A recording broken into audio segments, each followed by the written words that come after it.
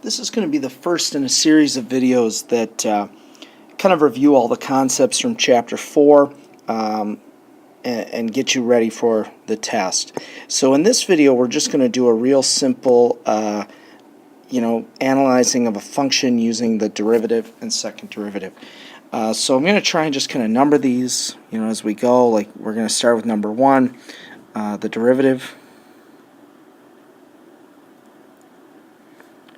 be 3x squared minus 12.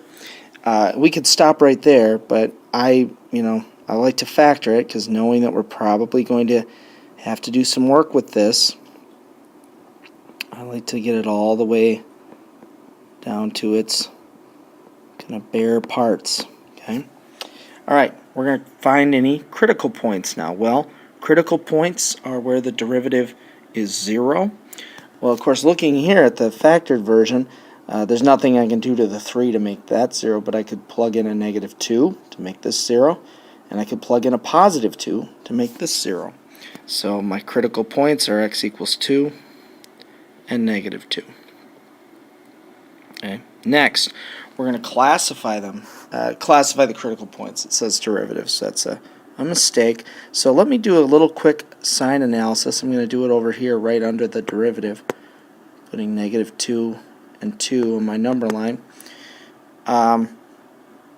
If I plug in a number less than negative 2, 3 of course is positive, so I get positive, negative, negative. Well, positive times negative is positive.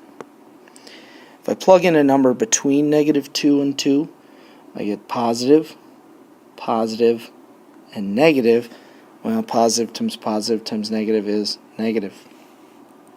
If I plug in a number bigger than 2, I get positive 3 times positive, and that is positive.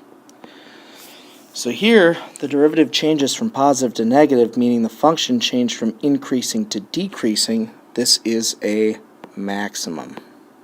Okay. So we have a maximum at negative 2, and our justification would be f prime changes from positive to negative. Okay. So at positive 2, the derivative changes from negative to positive, meaning the function changed from decreasing to increasing. That makes this a minimum. Okay. And again, as we justify these,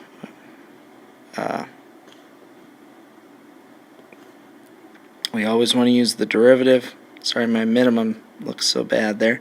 Changes from negative to positive. Okay. Next, where is the function increasing?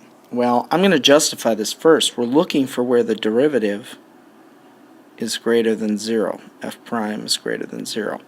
So that occurs from negative infinity to negative 2 and from 2 to infinity. Remember, a positive derivative means the function had a positive slope, meaning it's increasing. All right, next we want the second derivative. Well, the second derivative, of course, just the derivative of the derivative, so that's going to be 6x, f double prime equals 6x. Next, we want some inflection points. So let me do a little sign analysis here on my second derivative. Okay. Now, the point of interest here is 0 because that's what would make the second derivative 0. But remember, that's not enough by itself to say it's an inflection point. You actually have to do some sign analysis. So if I plug in a negative number to 6x, I get a negative. If I plug a positive number into 6x, I get a positive. This verifies that it's an inflection point. Okay, and the justification for an inflection point is that f double prime changes signs. So see, it wasn't enough to just say, oh, it's 0 there. No, it actually had to change signs. If it had been negative and negative again, or positive and positive again, this wouldn't have been an inflection point. Okay, finally, we're going to get the spots where it's concave up. Let me justify that first. Okay, sometimes it's nice to justify it right away so you know what you're looking for. Concave up means the second derivative was positive, so that's from 0 to infinity. So we've really analyzed everything here. We found the derivative, we got the critical points, we classified those, we found where the function was increasing. Of course, we could do decreasing, it would just be when the derivative is negative. We found the second derivative and located the inflection point. Remember, the second derivative had to change signs. And then we located where it was the function was concave up using the second derivative. And we easily could have done concave down as well.